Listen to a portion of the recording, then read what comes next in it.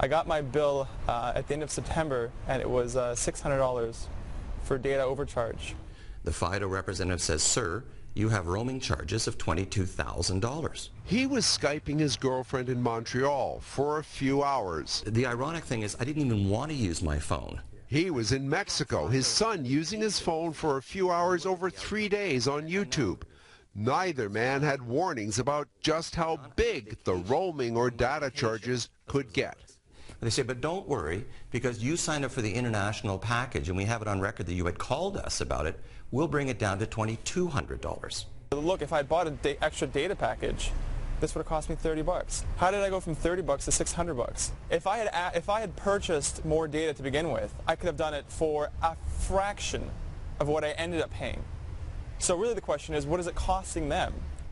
Just one of the many questions raised today by OpenMedia.ca in its report, Time for an Upgrade, which finds cell customer mistreatment rampant in 4 months, gathering nearly 3,000 cell phone horror stories. We continue to have 94% of the market controlled by 3 companies.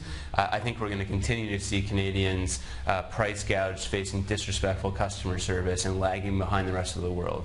So that's really a key metric. Do we have access to independent, affordable options in this country, yes or no? Fido, really Rogers Wireless, was not available for an on-camera interview, but by email says, while we know we can always do better, this report does not represent a true picture. By soliciting only negative views, it fails to recognize the positive steps the wireless industry has recently taken. At Rogers, we are already addressing many of the recommendations raised. So what we've done is implemented numerous alerts and protections for our customers to avoid that roaming bill shock.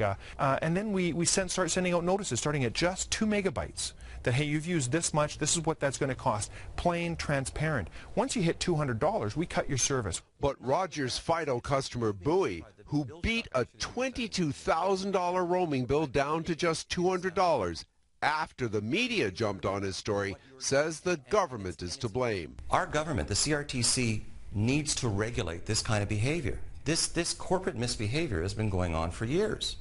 And most Canadians will get the bill, have some shock, and go, oh, I guess I have to pay it. It is wrong, unfair business practice, and the only way it's going to stop is if enough people stood up and fought it.